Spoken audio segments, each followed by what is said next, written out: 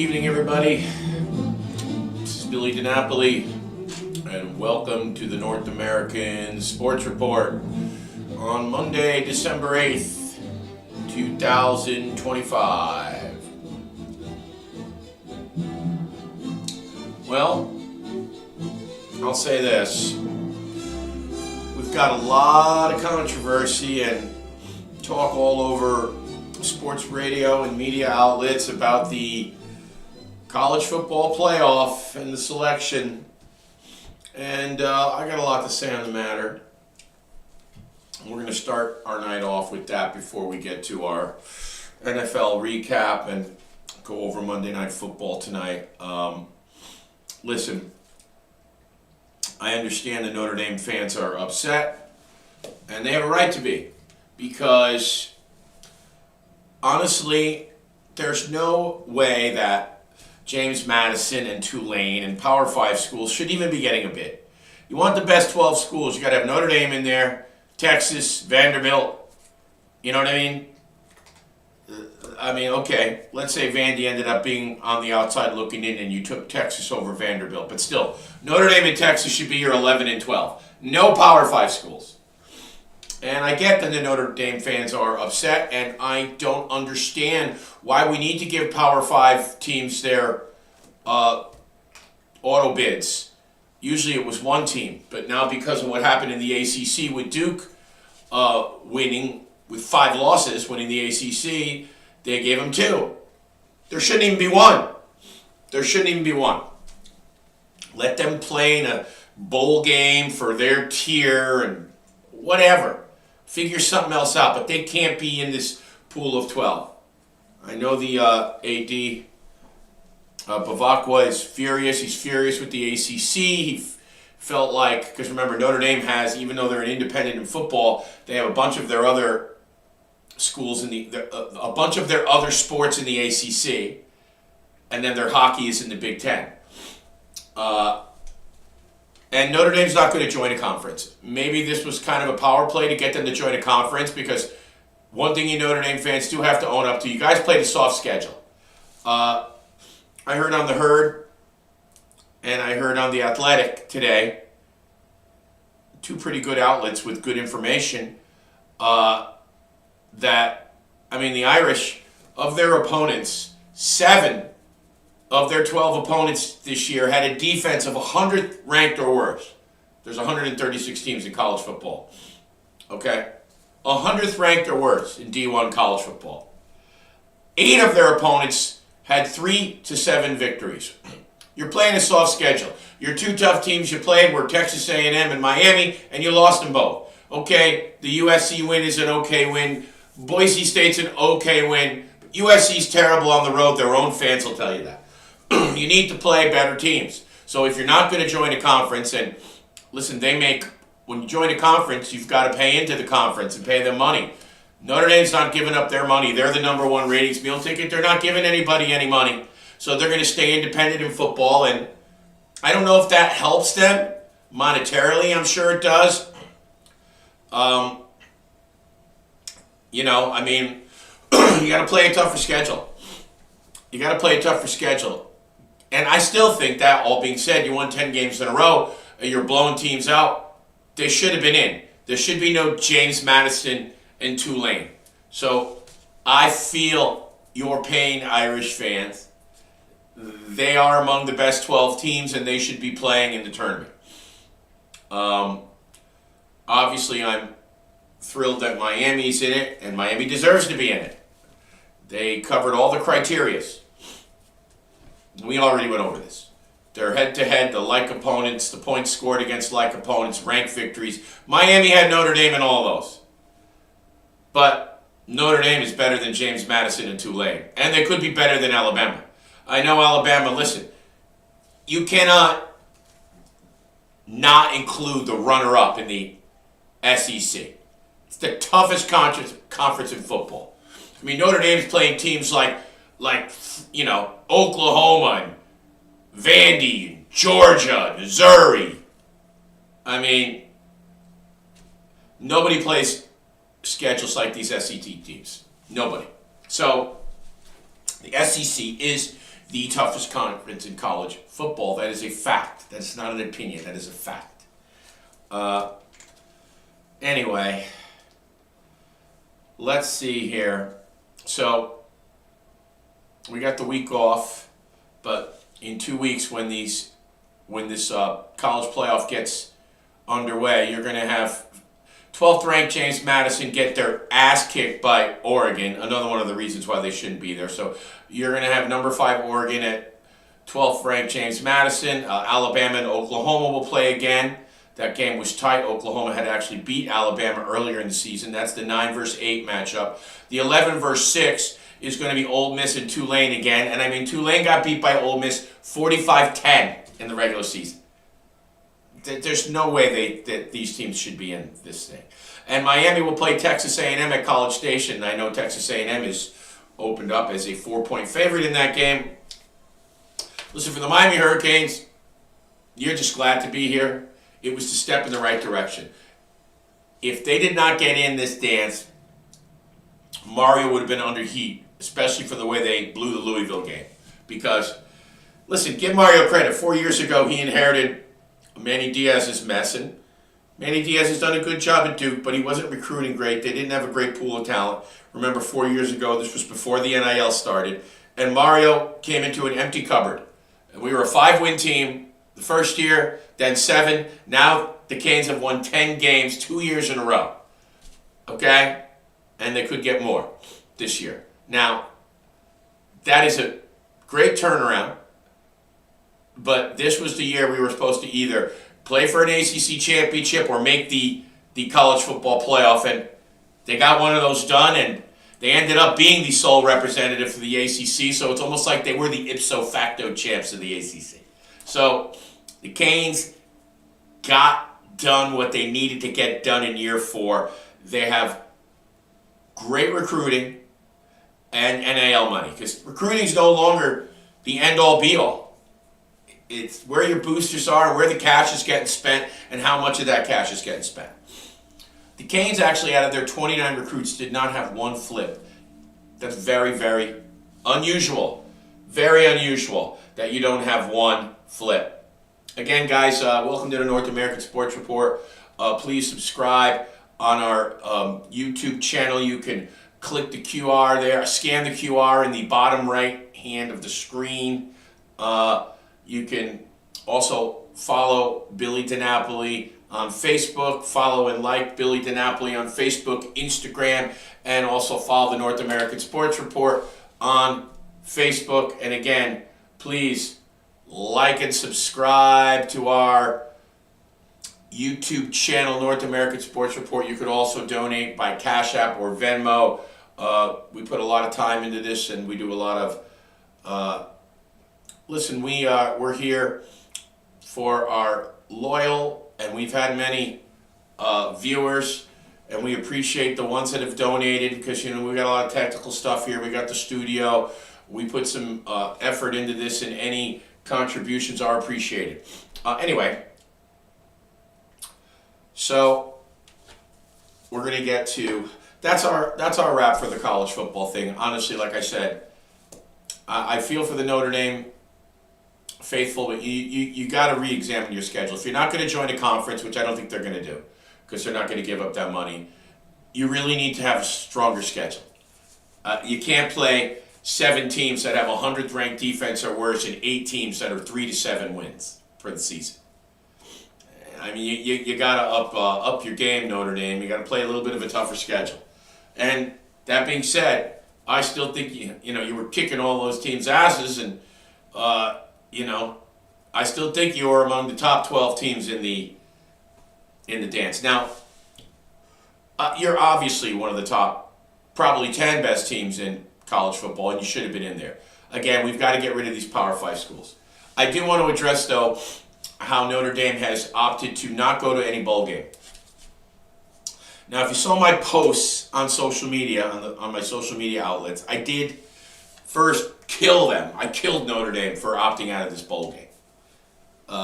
It looked like I'm just taking my ball and going home. Some real crybaby shit. Now, I have had some time to process and think about that. Now, it also came to my attention that ESPN actually would have made $35 million more if Notre Dame plays in a bowl game. And I can definitely understand Notre Dame wanting to give them the big giant middle finger and opt out, because now you're not getting that $35 million. It is a message sent, and I understand it. Now, I think it sets a bad precedent because we are already on the verge of not even having bowl games anymore. It'll just be a playoff like the pros, and I'm not even sure if I have a problem with that. But because you could still have your Orange Bowl, Fiesta Bowl, Sugar Bowl, Rose Bowl in your semifinal and final in playoffs. But what about all the other bowls? You got to remember teams like Rutgers and Temple, and getting to 6 wins and getting bowl eligible is big for all those other schools. That's a successful season for a school with those type of expectations and on that tier. The one below the big boys. So what precedent are you setting if all those were gone? What about all those other teams? So I think it sets a bad precedent, and I don't think that it should be done, but I did crucify for them, and I can kind of see both sides of it. Like, I could see why Notre Dame is like, you know what, F you. You're not getting our money. You screwed us, and we're not playing. Where it really hurts is these seniors that are not going pro.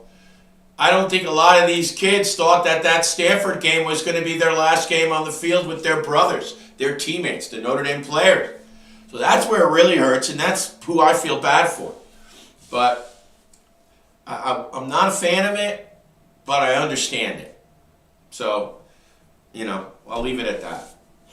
All right, we're going to get to the NFL. We'll go over a little of the week. First, my picks. Well, on air, I had a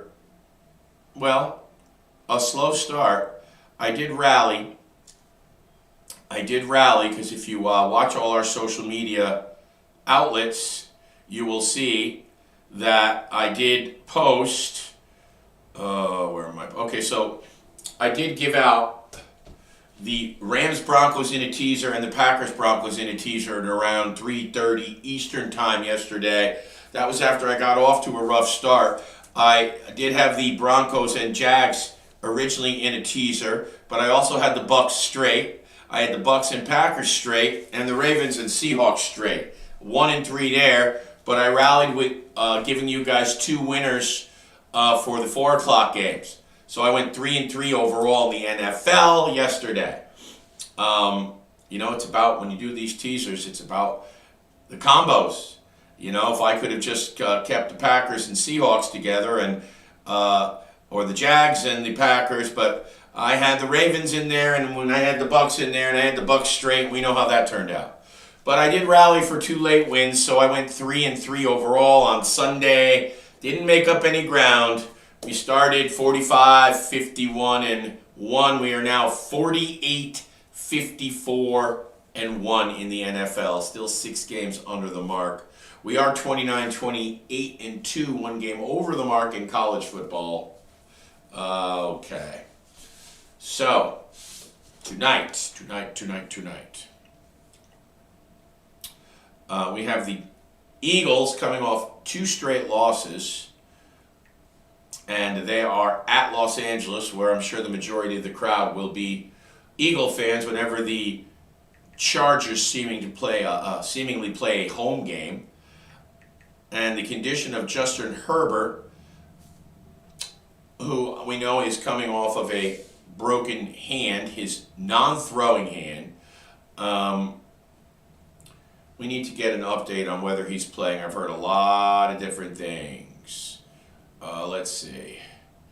Justin Herbert intends to play during his team's Monday Night Football game against the Philadelphia Eagles. Okay. So he says he's going to play. The team says he's going to play. He's listed as questionable, but he does say here that Justin Herbert is going to play. The Eagles are a 2.5-point favorite tonight at Los Angeles. Both teams are 8-4. I don't really have a great feel on this game. I'm not picking it.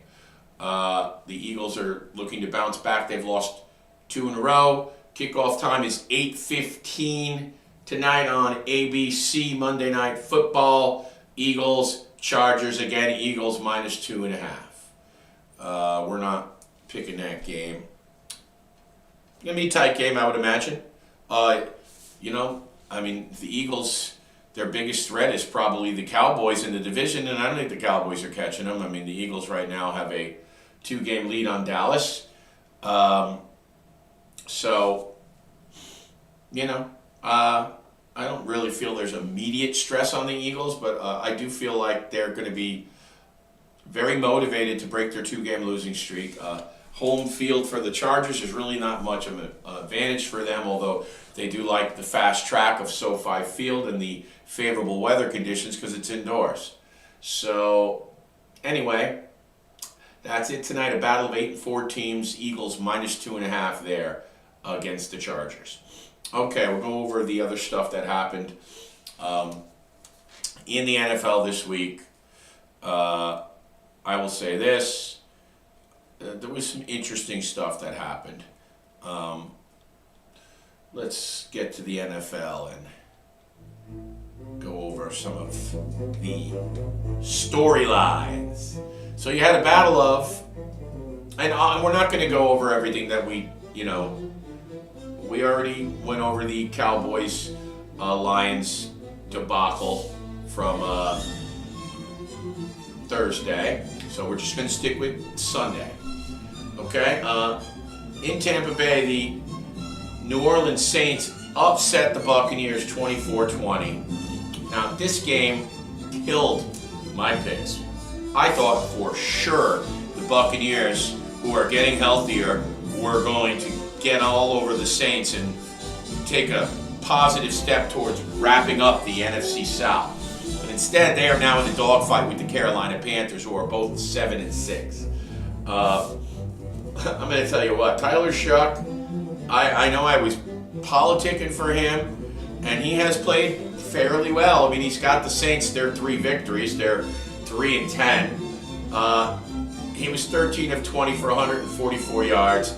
Not a great day. Sacked 3 times, 1 pick, no touchdowns. However, he did rush for 2 touchdowns, 7 carries for 56 yards. It was a sloppy game for both offenses, but one thing that's been alarming has been the decline of Baker Mayfield's play. I don't know if it's his health. He was god-awful. 14 of 30, 122 yards. He's got his running back, Bucky Irving. One big play there, though, was the wonderful rookie from Ohio State, Egbuka, did drop a touchdown right in his hands. And he had a rough day, only 2 catches for 15 yards. Godwin 5 for 55, and he had a big drop that cost them a first down in the 4th quarter. That was pivotal. And listen, it was not a good offensive showing in a game that they really needed. So Tampa now is in a dogfight. Saints 24, Buccaneers 20. In Buffalo, the Buffalo Bills defeated the Cincinnati Bengals 39-34 in the snow and winter fun that was Buffalo, New York this past Sunday. So the weather, the Bills play better in that snow because they like to run the football, and their running game is predominantly Josh Allen and James Cook. Let's be honest, the Bills have no outside game anymore. Think of the irony. You have the quarterback with the biggest arm in the league, and you've got no deep threats. The wide receivers, Deion Coleman has kind of been disappointing. He's more like a 2. He's not a number 1 guy. The young man they drafted out of Florida State. And, there's not a lot of weapons on the outside. And again, the Bills are doing what they were supposed to get away from, and that is leaning too much on Josh Allen. He needs more help. For the Bengals, Joe Burrow was 25 of 36, 284, 4 touchdowns, but he had 2 costly picks. 2 costly picks. The Bills had a pick 6 for a touchdown on defense. Josh Allen ran the ball 9 times for 78 yards, and he threw it for another 251 yards. He had 1 rushing touchdown, 3 passing touchdowns. He basically just did everything. He did everything. I mean, their receivers, Shakir, 2 for 16. Gabe Davis returned, 2 for 21. He was the leader. James Cook out of the backfield, 2 for 31. There's nothing happening vertically for the Buffalo Bills. But again, Superman Josh Allen led the way in a high-scoring affair. The Bills defeat Cincinnati 39-34. The Bengals are playing out the string. They're 4-9. The Bills improved to 9-4. In Atlanta, the Seattle Seahawks had no problem dispersing with the hapless Atlanta Falcons. Sam Darnold was 20 of 30 for 250 yards, 3 touchdowns, 1 interception. Kirk Cousins was lousy in this game. I think it's the end of the road for Kirk. It's the end of the road for him. I'm going to tell you another thing too. Jackson Smith-Njigba is the best wide receiver in the NFL. Okay, and the fact that the Shaheed, who they got from the Saints, has been spectacular. He's been a great return man. He had 4 catches for 67 yards. This was just a desecration. No problem for the Seattle Seahawks, 37-9 at Atlanta over the hapless Atlanta Falcons and Kirk Cousins.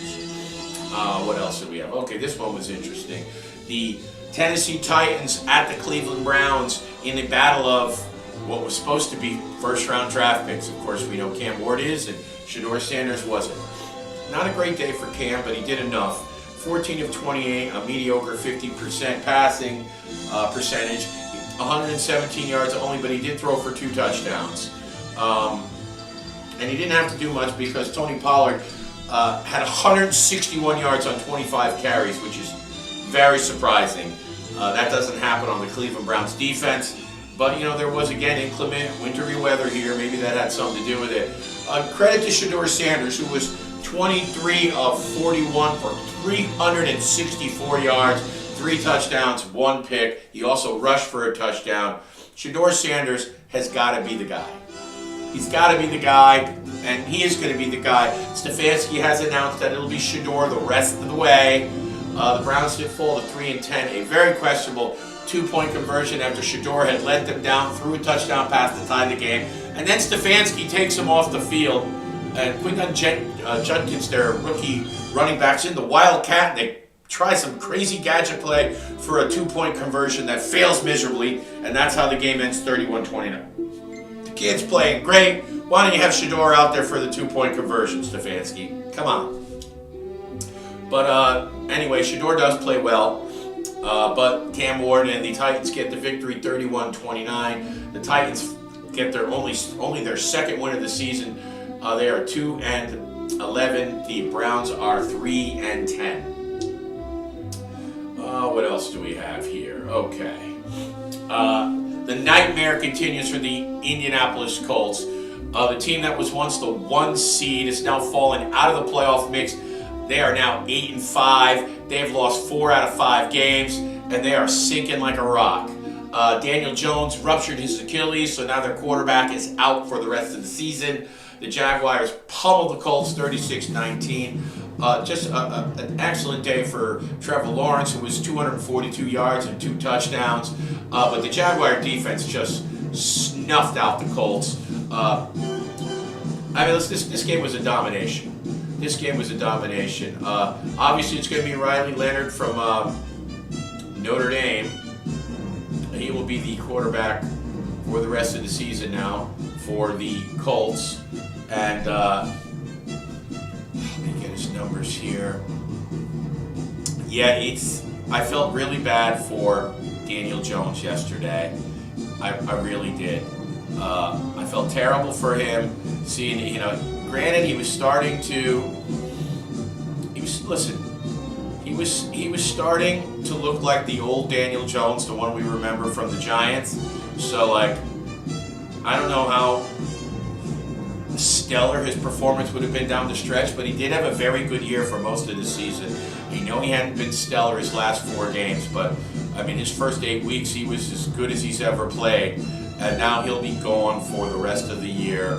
Riley Leonard will take over for the Indianapolis Colts, and obviously Riley Leonard we remember from Notre Dame. He will be the guy the rest of the way. Jonathan Taylor was held in check in this game. 74 yards on 21 carries, 3.5 a clip. Not terrible, but not his standard by any stretch. Again, I told you, Trevor Lawrence, 17 of 30, 244 yards, 2 touchdowns, no picks. And he was able to take a breather late in the fourth quarter. And the Jags defense was pretty nasty.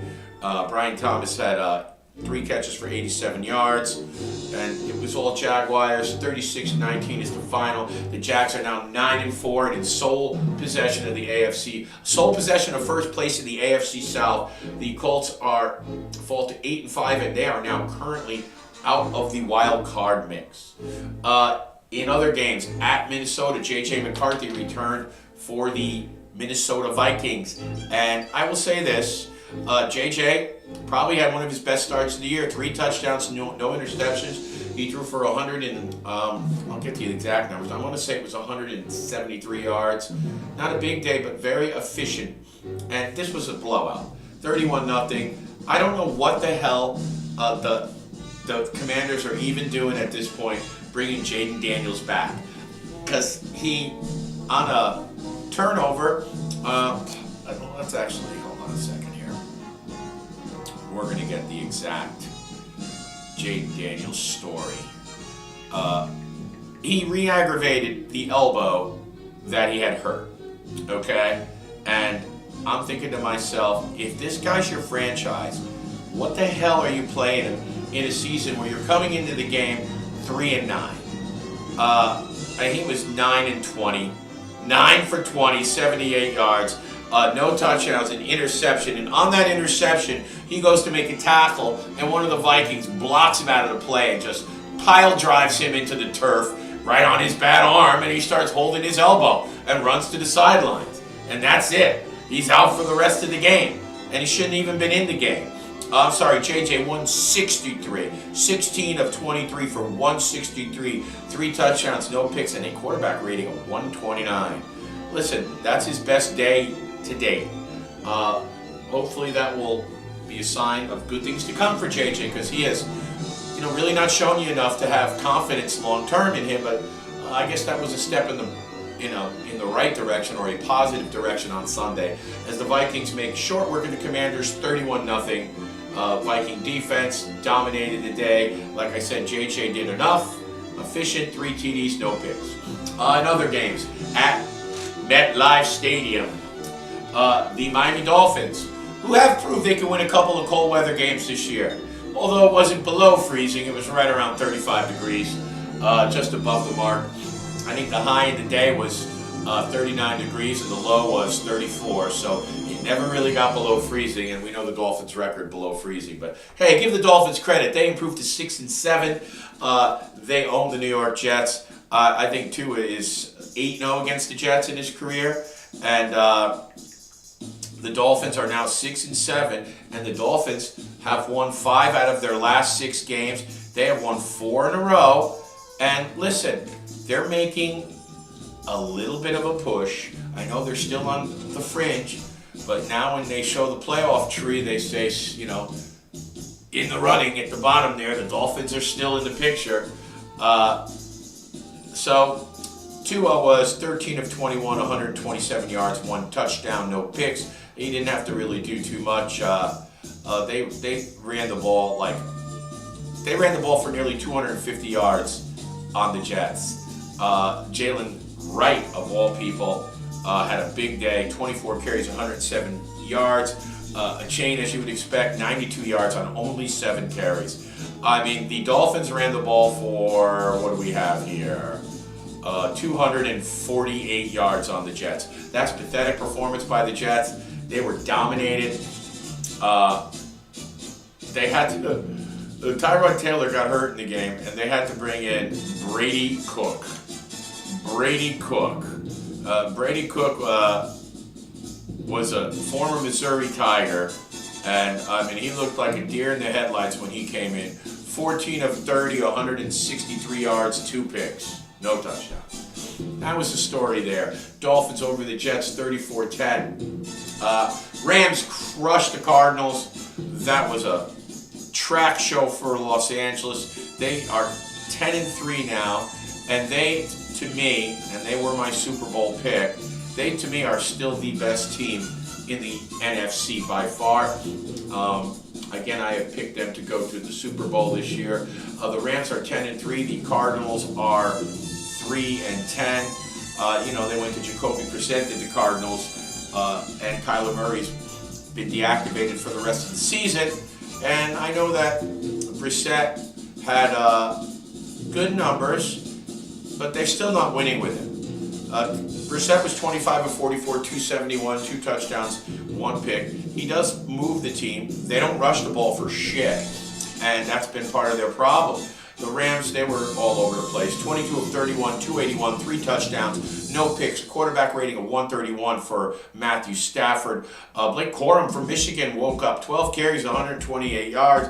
Kyron Williams, 13 for 84. They ran the ball for 240 yards. They ran it, they threw it. Puka Nacua, 7 for 167, 2 touchdowns. It was all Rams all day, 45-17. What else do we have? Okay, this game had a little interesting byproduct for you gamblers out there. Okay, for those that don't know, the spread in the Broncos-Raider game was 8 points this past Sunday. And the Broncos dominated the game, leading 24-7 in the fourth quarter. Geno Smith left the game with a arm injury. Big deal. Geno Smith has been awful all year. At 24-7, the Broncos kind of let down. They give the Raiders a late backdoor touchdown, and then 24-14 in the waning seconds, the Raiders have the ball. And, you just think, okay, tick, tick, there goes the clock, 35, 30, the seconds are ticking off. The Raiders complete a long pass to like the 34-yard line, 33, 34-yard line, and you figure, okay, 14-13, clock's going to tick, game's going to end. 24-14, final. For some reason, the Raiders raced to the line of scrimmage. They raced to the line of scrimmage, and they spiked the ball and stopped the clock with one second left.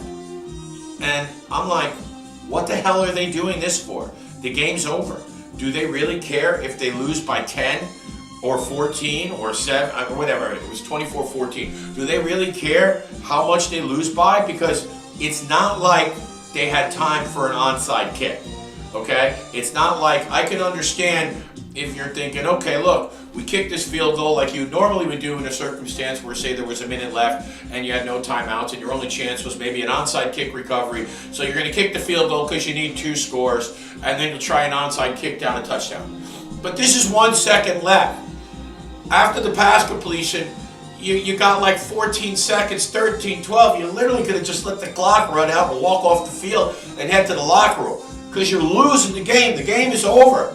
But for some reason, Pete Carroll didn't want to lose by 10. He only wanted to lose by 7. So they raced down, spiked the ball with a second left, and then kick a 51-yard field goal at the buzzer to end the game 24-17. I saw the guy from Barstool go absolutely nuts. His rant was freaking hysterical because he had, his big side was the Broncos, and that blew the bet. Talk about a bad beat. It looked like the Raiders were racing against the clock to spike the ball to cover the spread. And that's what happened. So bad beat for all you folks that had Denver.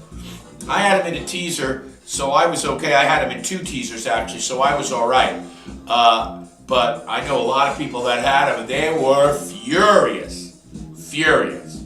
Bo Nix on the day, 31 of 38, 212 yards. That's a lot of pass attempts for only 212 yards. Nix did run the ball 3 times for 15 yards and another touchdown, any touchdown. So Bo Nix had 1 touchdown total, 15 yards rushing, 212 yards passing. He did enough. They weren't stellar offensively, as they seldom are. Cortland Sutton, 6 catches for 62 yards. R.J. Harvey, 17 carries for 75 yards. He had a nice day at 4.5 yards a clip. The Broncos did rush for 150 yards, so they controlled the tempo of the day. The Raiders are pathetic. They can't move the ball. Kenny Pickett came in the game because he is the backup to replace Geno. Geno was 13 of 21 for 116 yards and a touchdown, and he was sacked 4 times before he went out of the game. Kenny Pickett came in, he went 8 for 11, 97 yards and a touchdown. Didn't play bad, but his touchdown was predominantly late in the game when they were already down 17 points. So that was it. Broncos 24, Raiders 17. Actually, the final spread here was 8.5. So that field goal that they rushed to get off before the time expired killed the spread, and a bad beat for all you gamblers out there that had that side. Okay, got 3 more. The Baltimore Ravens, they continue their plummet, as the Ravens at one time, due to all their injuries and depletion, Lamar Jackson being out, were 1-5. Then they went 5 in a row, although not impressively, but they get to 6-5. Everybody thinks that they're going to assume control of the North, as did the odds in Las Vegas, that they're going to assume control, they're going to win the division, they're going to usurp the Steelers, and that's going to be it. Well, after 2 straight losses to the Cincinnati Bengals and the Pittsburgh Steelers, the Ravens are now on the outside looking in at 6-7. Remember, they were pounded last week by the Bengals 32-14. They lost 27-22 to the Steelers, and I will say this, they had some hard luck officiating go against them. It looked like their tight end likely had scored a touchdown to take the lead late in the game, where he had the ball in his hands and looked like he took a couple of steps before the ball was then dislodged. They said he never did enough of a football move and didn't have possession long enough, and they called it an incomplete pass after originally calling it a touchdown.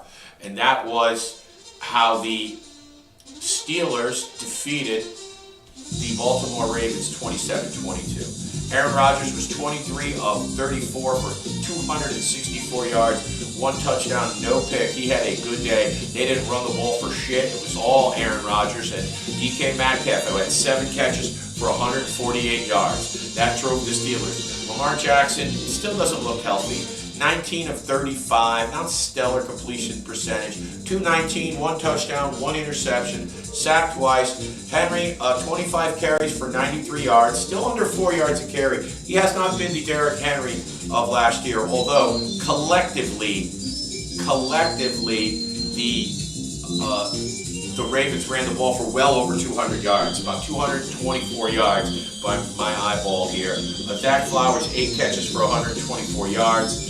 Again, looked like likely had the touchdown reception at the end of the game. They called it incomplete. The Steelers got the ball back, ran out the clock, and that's how it ended. 27-22. Pittsburgh over the Ravens. Pittsburgh now in sole possession of first place in the AFC North. The Ravens fall to 6-7, right behind them still. Obviously not out of it yet. And last but not least, last night, we got 2 more. One of the marquee games of the day, the Green Bay Packers defeated the Chicago Bears 28-21. Honestly, this was a great game for both teams. It's unfortunate for the Bears that they went into the day being the 1 seed and now they're the 7th seed. Because they're 9-4, they fell from 9-3 to 9-4. They are now firmly in the wild card, and listen, that's okay. But as of right now, the Bears are the 7th seed. They lost a tight matchup to the Green Bay Packers, who are now in first place in the NFC North at 9-3-1. Are the Packers 9-4? Are the Chicago Bears? I'm going to tell you what, Caleb Williams led the Bears down the field at the end of the game. and on a 4th and 1, he threw an interception in the end zone. Listen, he had a guy in the end zone. He wasn't really completely open. The DB was there. He had to just get in front of him, make the pick. He would have probably had to put a little bit more air on the ball to give his receiver a chance. It wasn't exactly a terrible interception. It was a 4th down play where he rolled out, but they had him spied, so he wasn't going to run for the 1st down. So he had to try to make a play. It wasn't like the worst play I've seen. Caleb was 19 of 35 for 186, 2 touchdowns, 1 interception. Not a stellar day statistically. Swift had 63 yards on 13 carries. Another guy had 57 on 14 carries. Again, not a big numbers day offensively for the Bears because the Packer defense is excellent. It's excellent. Jordan Love, a much better day than Williams. 17 of 25, 234 yards, 3 touchdowns, 1 pick. Jacobs, 20 carries for 86 yards. Christian Watson being back has been a big boost. He's been making big plays. 4 catches for 89 yards, 2 touchdowns. Melton had a touchdown on a 45-yard long passing play. I mean, they have Reed back. Melton, Watson, the receiving core for the Packers is now healthy and whole again, and their defense is playing lights out.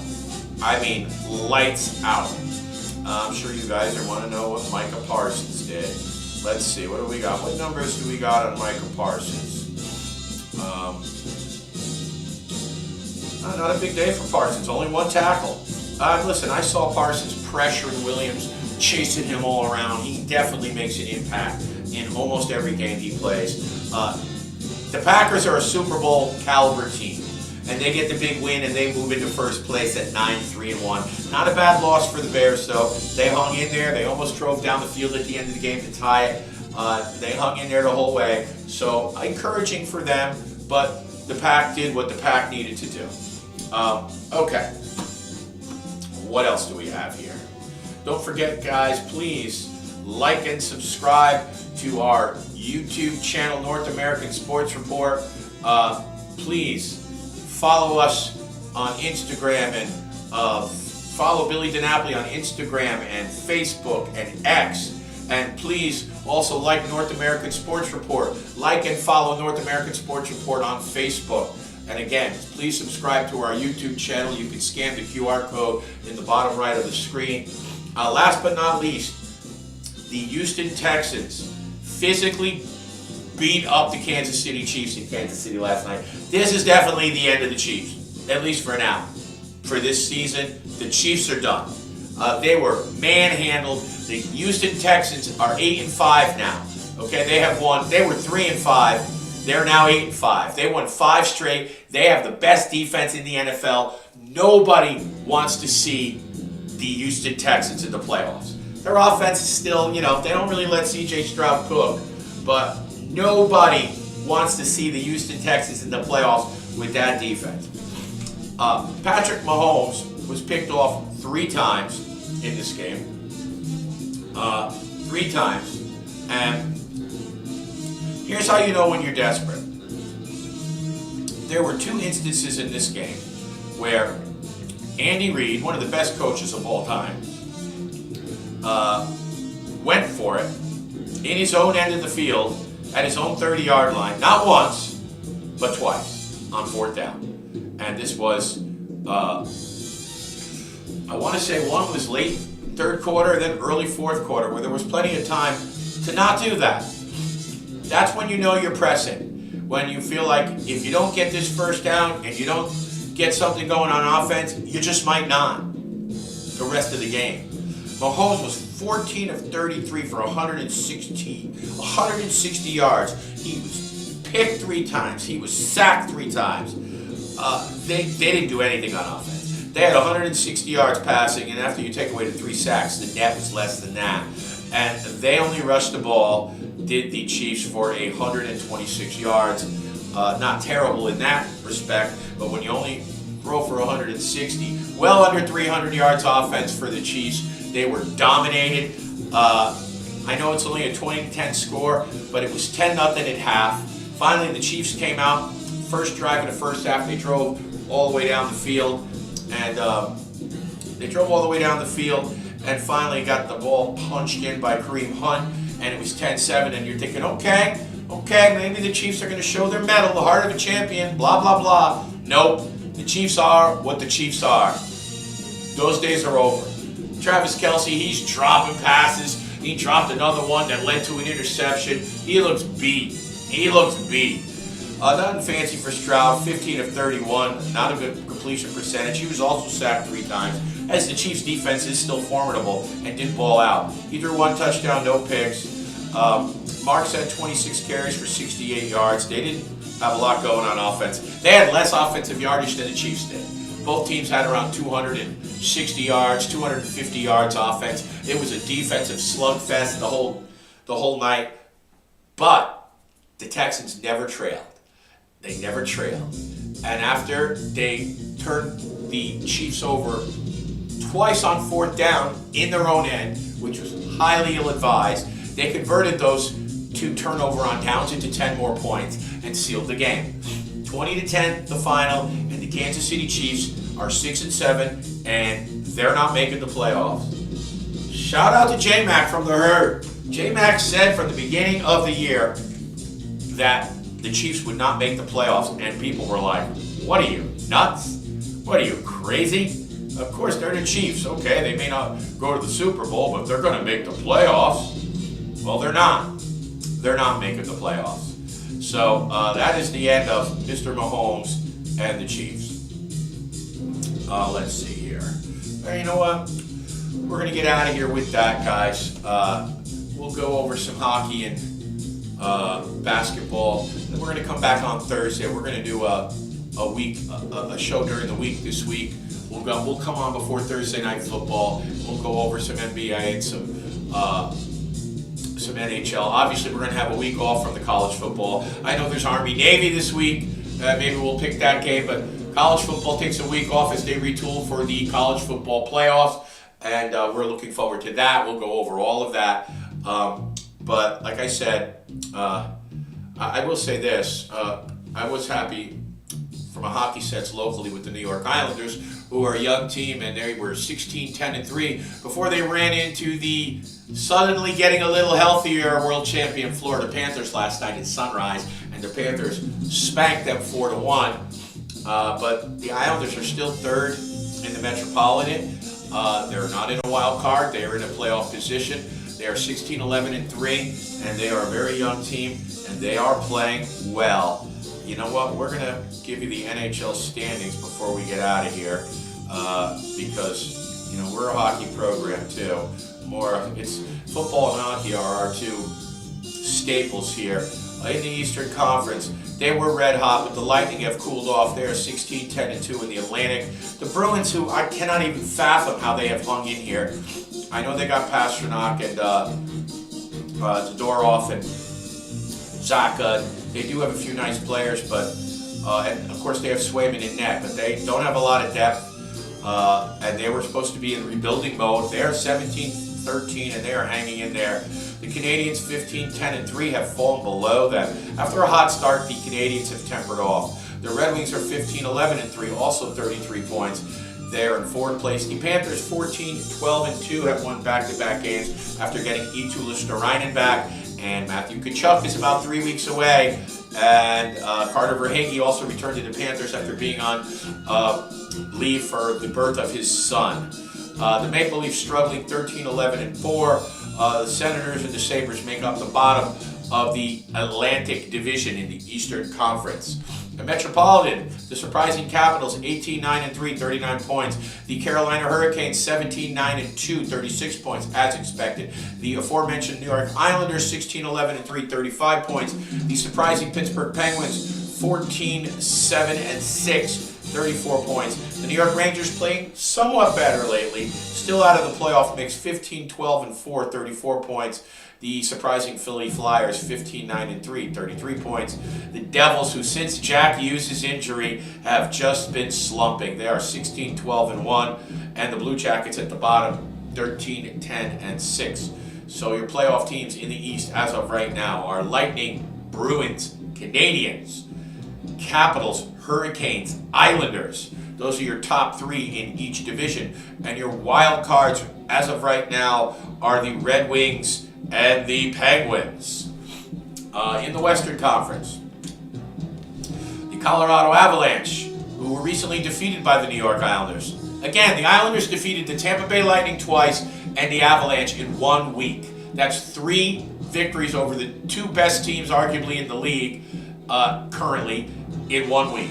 But the Avalanche are still 21-2-6, 48 points, the best record in the NHL. Right behind them is the Dallas Stars, 25-5. The Stars did lose Tyler Seguin for the rest of the season with an ACL injury, which is unfortunate. But listen, at this point, Seguin is like a third-line player. I mean, with Wyatt Johnson and Jason Robertson and Mikko Rantanen, Jamie Benn, the Stars are loaded with talent on the offensive end. They'll be okay without Tyler Seguin. The Minnesota Wild, 15-9-5, 35 points. The Mammoth, 14-3-3, 31 points. The young and improving Blackhawks, 12-11-6, 30 points. The Jets, 14-3-1, disappointing for them, 29 points. And the Blues and the Predators round out the basement of the Central Division. In the Pacific, the surprising Ducks continue to play well, 18-10-1. With 37 points. I wonder if the Ranger fans miss Kreider and Trouba. The Golden Knights, 14-6-8, 36 points. The LA Kings, surprisingly, 13-8-7, 33 points. The Oilers still have not found their stride. Edmonton, 13-11-5 with 31 points. The young and improving San Jose Sharks with Maxim Celebrini and Will Smith, 14-3-3, 31 points. The Seattle Kraken, 11-9-6, 28 points. The Flames and the Canucks are in the basement. Round out the last 2 slots in the Pacific. Your playoff teams: Avalanche, Stars, Wild, Ducks, Knights, Kings. And your wild cards right now are the Mammoth and the Oilers. The Mammoth and the Oilers, currently. That is your NHL overview. Before we get out of here, we'll give you the NHL schedule for tonight. Tonight, the Tampa Bay Lightning are at the Toronto Maple Leafs. That is a 7:30 start. The Buffalo Sabres are at the Calgary Flames at 9 o'clock. The LA Kings are at the Utah Mammoth. That is also 9 o'clock. The Detroit Red Wings, who are ever improving, against the Vancouver Canucks. The Minnesota Wild at the Seattle Kraken. Those last 2 were 10 o'clock, and that's it. Light schedule in the NHL. That's it for us, guys. We appreciate you watching the North American Sports Report. Please subscribe to our YouTube channel, North American Sports Report. Please follow the Facebook page, North American Sports Report, and also follow Billy DiNapoli on all social media outlets. You guys have a great night. We're going to be back Thursday before the Thursday night football game around 6:37. You'll see the notification pop up. You guys have a great night. This is Billy DiNapoli. I'll see you guys later.